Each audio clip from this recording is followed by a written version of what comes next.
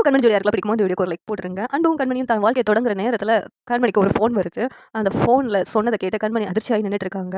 அது வேற யாரும் இல்ல, கண்மணி சித்தி தான். கண்மணி அம்மா ரொம்ப சீரியஸ் ஹாஸ்பிட்டல்ல இருக்காங்கன்னு சொல்லிட்டு கால் பண்றாங்க. அத கேட்டு அதிர்ச்சியாகி, "என்னாச்சு அம்மாவுக்கு?" அப்படின்னு சொல்லி கேட்குறாங்க. எதுவா இருந்தாலும் ஹாஸ்பிட்டல்ல பேசிக்கலாம்னு சொன்னதும், அன்பு கிட்ட அழுதுகிட்டு, "அம்மாவுக்கு உடம்பு சரியில்லையாம், வாங்க போய் பார்க்கலாம்னு" சொல்லிட்டு அன்புவ கூட்டிட்டு நேரா ஹாஸ்பிட்டலுக்கு கிளம்பிட்டாங்க. அங்க போனா, "அம்மாவுக்கு என்னாச்சு சித்தி? ஏன் ஹாஸ்பிட்டல் அட்மிட் பண்ணியிருக்கீங்கன்னு?" கேட்கும்போது, அதுக்கெல்லாம் காரணம் அந்த வெண்ணிலா தான்.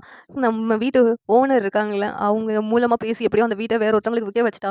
அந்த ஓனரும் அந்த வீட்ட வாங்குனவங்க வரப்போறாங்க, நீங்க வெளியில போங்கன்னு சொல்லிட்டு எல்லா பாத்திர பண்டத்தையும் வெளிய தூக்கி போட்டு எங்களையும் வீட்ட விட்டு அனுப்பிட்டாங்க. எங்களுக்கு வேற எங்க போகணும்னு தெரியல. இதனால அம்மா அழுது அழுது மயக்கம் போட்டு விழுந்துட்டா அப்படின்னு கண்மணி சித்தி ரொம்ப ஃபீலிங்ஸா சொல்றாங்க. இதுக்கெல்லாம் காரணம் அந்த வெண்ணிலா தான். அந்த வெண்ணிலா தான் எல்லாத்துக்கும் காரணம். அது மட்டும் இல்லாம இடியாப்பம் இனிமேல் விக்க முடியாத அளவுக்கு பண்ணிட்டா. நாங்க சுத்தமாவே எதுவும் பண்ணலையாம். இதனால ஒரு பையனுக்கு ஃபுட் பாய்சன் ஆயிடுச்சுன்னு சொல்லிட்டு எங்க மேல அந்த ஃபுட் கமிட்டி வந்து ஆக்ஷன் எடுத்துட்டு, இனிமேல் நீங்க இடியாப்பம் வியாபாரம் பண்ணக்கூடாதுன்னு சொல்லிட்டாங்க. இவ்வளோ நடந்தத தாங்க முடியாம உங்க அம்மாவுக்கு இப்படி ஆயிடுச்சு அப்படின்னு சொல்லிட்டு சொல்றாங்க.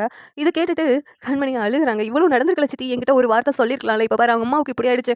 அந்த வெண்ணிலாவ நான் சும்மாவே விட மாட்டேன்" அப்படின்ட்டு இங்க கண்மணி செம கோவத்தோட இருக்காங்க. அன்பும் அந்த வெண்ணிலா உங்க அம்மாவுக்கு இப்படி நீ பிரச்சனை குடுத்தா, அவ பிரச்சனை குடுத்தா உனக்கு வருத்தமா இருக்கும்னு சொல்லி தான் இப்படியெல்லாம் பண்றா கண்மணி. உன்ன பழி வாங்குறதுக்காக தான் எல்லாமே பண்ணிக்கிட்டு இருக்கா. நம்ம 2 பேரும் சேர்ந்து சந்தோஷமா இருக்கக்கூடாதுன்னு சொல்லி அவ எல்லாமே பண்ணிட்டு இருக்கா.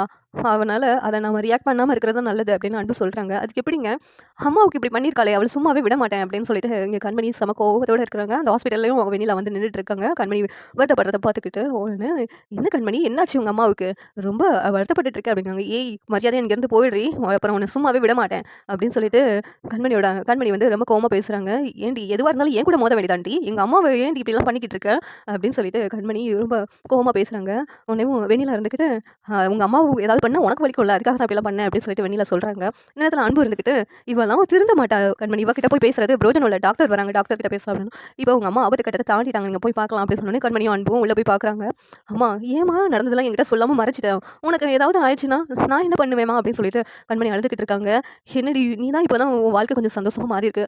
அதுக்குள்ளயும் நான் என் கஷ்டத்த சொன்னேன்னா, நீ தானே வருத்தப்படுவ. அதனால சொல்லலன்னா, என்னம்மா இப்படியெல்லாம் சொல்லாம இருந்ததுனால இப்ப என்ன ஆயிடுச்சுன்னு பார்த்தியா?" அப்படிங்கிறாங்க. உடனே அன்பு இருந்துட்டு, "இங்க பாரு அத்தைய கிளம்ப சொல்லு. நம்ம வீட்டுக்கு போலாம்" அப்படிங்கிறாங்க. "இல்ல, இல்ல அங்க வந்தா உங்களுக்கு தான் பிரச்சனை. வேண்டாம்" அப்படிங்கிறாங்க. "என்ன அத்த சொல்றீங்க? நீங்க இங்க இருக்க வேண்டாம். நீங்க நாளைக்கு டிஸ்சார்ஜ் பண்ணிக்கலாம்" அப்படின்னு சொல்லிட்டு டாக்டர் சொல்றாங்க. உடனேவும் அன்பு இருந்துட்டு, "நீங்க எங்க வீட்டுக்கு வாங்க அத்த. எதுவா இருந்தாலும் நான் போயிட்டு பேசிக்கிறேன் பாட்டிக்கிட்ட" அப்படின்னு சொன்னதும், இங்க உடனேவும் என் கண்மணி இருந்துட்டு, "ஆமாம்மா நீங்க எங்க வீட்டுக்கு வாங்கம்மா" அப்படின்னு சொல்லிட்டு சொல்றாங்க. இந்த சீரியல் எப்படி நல்லாருக்கும் நீங்க நினைக்கிறீங்கன்னு கமெண்ட் பண்ணுங்க. இந்த வீடியோ பிடிச்சிருந்தா லைக் பண்ணுங்க, ஷேர் பண்ணுங்க, சப்ஸ்கிரைப் பண்ணுங்க. Thank you.